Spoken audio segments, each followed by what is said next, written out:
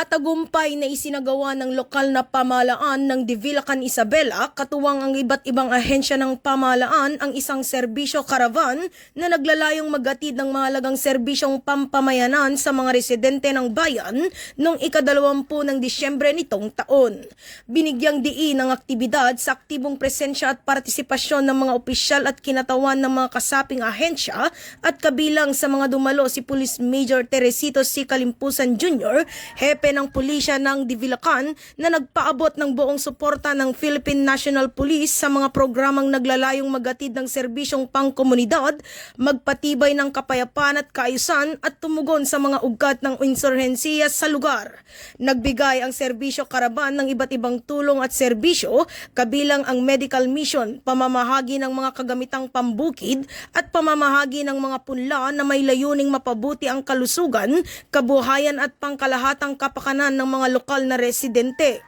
Ang inisyatibong ito ay sumasalamin sa pinag-isang pagsisikap ng pamahalaan at mga katuwang na ahensya sa pagsusulong ng pammatagalang kaunlaran, pagtataguyod ng mabuting pamamahala at pagtiyak sa kapakanan ng komunidad. Sa pamamagitan ng patuloy na pagtutulungan ng lahat ng stakeholder, layunin ng programa na bigyan kapangyarihan ang mga barangay, palakasin ang partisipasyon ng komunidad at isulong ang bisyon ng isang ligtas, maunlad at mapayapang Divilacan, Isabela na malaya sa insurhensiya. Mula dito sa lalawigan ng Isabela, ako ang inyong Police News Network Correspondent, Patrolwoman Jerilyn Colico, alagad ng batas, tagataguyod ng balitang pulis.